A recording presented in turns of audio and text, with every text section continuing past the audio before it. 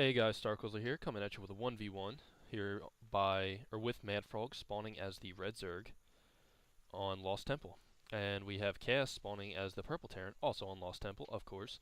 And this is a 4-player map, so MadFrog is going to send his overlord in the incorrect direction. Now, what some people like to do, when they're being zerg, they scout with their overlord.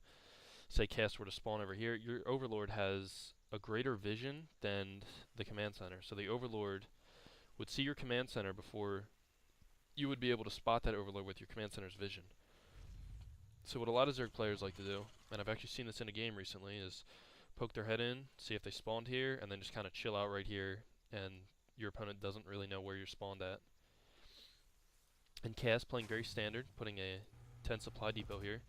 And actually, I was going to upload a great TVP on Blistering Sands, and all of a sudden I forget who it was, but I casted the whole game, and after I was done, I was like, man, that was a good game, feeling good about it. And then I realized that my mic was muted the whole time. So, unfortunately, that did not work out in my favor at all. And MadFrog's still not getting a spawning pool, going very economically. There we go, moving this drone out. I don't know if he's scouting or saving up for a hatchery. And looks like he's going to go scouting. And Cast setting up his probably 12 barracks there. Yeah, I'd guess about 12. And MadFrog, knowing that he's not here, going to scout out in this direction, down on the bottom side of the map. Probably going to place this overlord somewhere around here, or just, oh, probably right here, never mind. And Cast also going to go in the wrong direction again. And MadFrog putting a in-base hatchery already. This is definitely different. So I guess that's a proxy hatchery within your own base. I'm not entirely sure about that one. And Cass just training up one marine. Maybe this is some form of cheese I'm not aware of. And there we go, there's a spawning pool. A late spawning pool.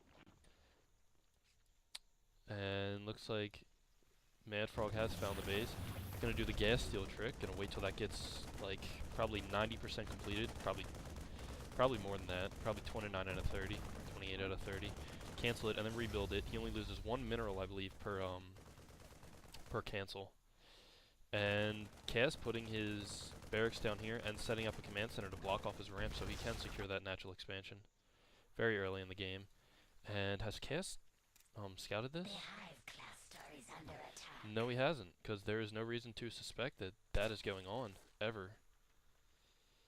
And looks like Cass is going to get up out of here just as the hatchery finishes, too. Going to train a queen. So training 2 queens at the moment. And there we go, there's that extract. It looks like he cancelled it about 3 times, I would say. Twice. Probably going to park this overlord right here to get vision of this whole area. Training up 1 more marine, getting a refinery already, so looks like he needs that early gas since MadFrog is kind of screwing with him here. 2 zerglings moving out along the map. And throwing up a proxy barracks, but MadFrog, of course, being a good zerg player, is going to scout this. And gonna scare off this SCV, force the cancel on the barracks. Nice job there. So I guess he did this for extra larva, and he's trying to hide it, of course. And looks like Cass is gonna send out his SCV, realizing that there is no natural expansion. And he is not going to scout this in-base hatchery once again. And an orbital command already coming up from this. And finally got the extractor taken care of, so double orbital commands already. Both players so far playing quite differently. I like it though, makes for a very exciting game. And looks like Marines moving around, looking for overlords. Maybe drones looking for proxy hatcheries like this one.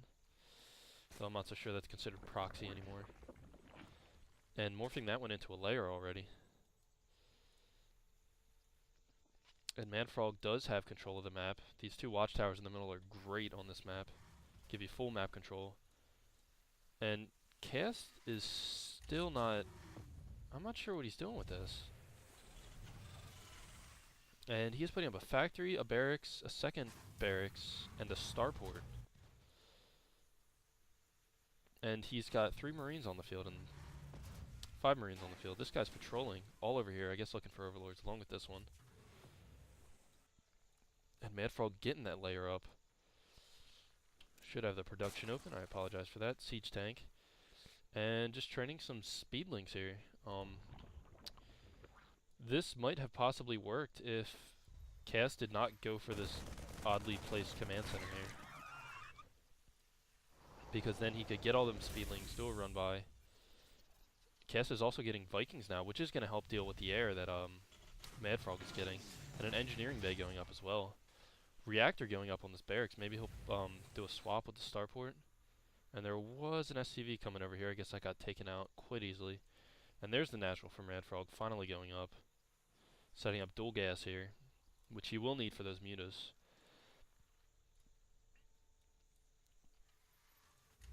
And Cass still training up all them SCVs, getting siege tech as well. He is supply locked at the moment.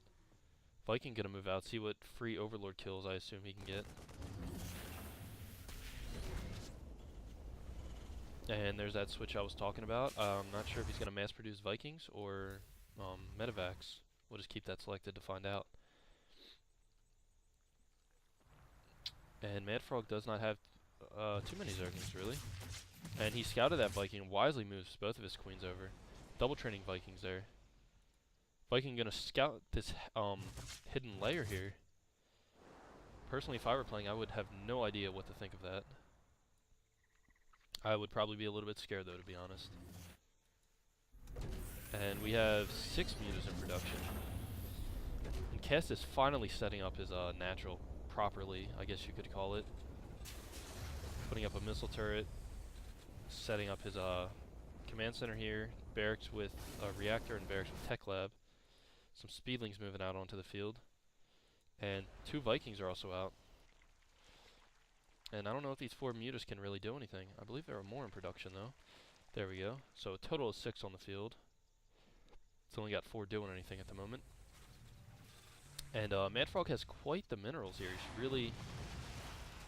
Viking getting sniped out there. He should really make a lot more speedlings. Excuse me for that. My allergies have been acting up lately. And looks like we got a drone here moving out and making another expansion. And all these mutas are going to meet up. 8 mutas here. And MadFrog really only has a hatchery in production for that expansion. And he has quite the resources. He should really spend those. And he is also getting concussive shell. Stimpack is researched too. And not really using the engineering bay at the moment. And a baneling nest coming in. So I guess he spotted this small ball of infantry. Sniping out a siege tank there. I don't know how worth it that was though. He lost 1 muta and quite a few of them got severely damaged. And combat shields as well. And Terran building armor. That's different as well. So far this is proving to be quite the interesting game between these 2 players.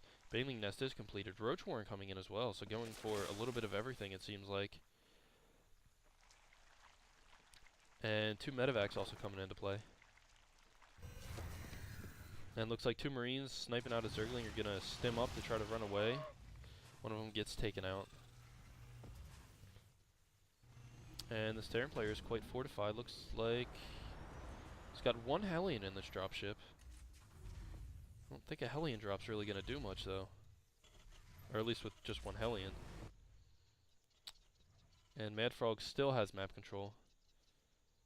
Has all these mutas sniping out 1 Marine there, finding a sweet spot in the Terran defense. And there's a Hellion here going to scout out all these bases. Another Zerg hatchery going up as well. Gonna notice that he did not take the high yield. Centrifugal hooks for the baneling. And I'm excited to see what he can do with this baneling, or these banelings, because Cass has siege tank here, siege tank here. The only way for them to fully get in is either break through all these buildings, which probably would not be the best choice, or sneak around, which he would just get annihilated by all these tanks, doing 50 damage plus splash. And also getting Carapace level 1, very wise choice. That's all Zerg players like to get. Gonna start to break down these destructible rocks as well to eventually secure that the high yield expansion. And getting glial reconstitution for his roaches that he does not have out. So that's different. Again, I'm even just watching this game, I'm confused. I'm not even playing it. And an armory going up, so most likely going to see some Thors. I guess he figured that would help with the air, which makes sense. Command center going up as well, probably going to secure this expansion. And a lot of speedling, or not too many, I guess. 16 speedlings and 7 mutas moving out. A couple of units going to get caught out of position. And these speedlings are just getting annihilated by those tanks. Now the only way for a baneling to really work is maybe load them up with overlords, but with all these Vikings in the air, that's going to be a big problem. Especially with pretty much tanks, which I just, well, there they are. And this M&M balls. And barracks, and another barracks going up. So if he can make this these banelings work, it would be the proper tech choice, it seems like. With all this infantry coming in. And let's check players' income. About even, actually, surprisingly. Even though MadFrog is running off of 4 bases at the moment, getting his 5th set up. And Cat's gonna get a free overlord kill here.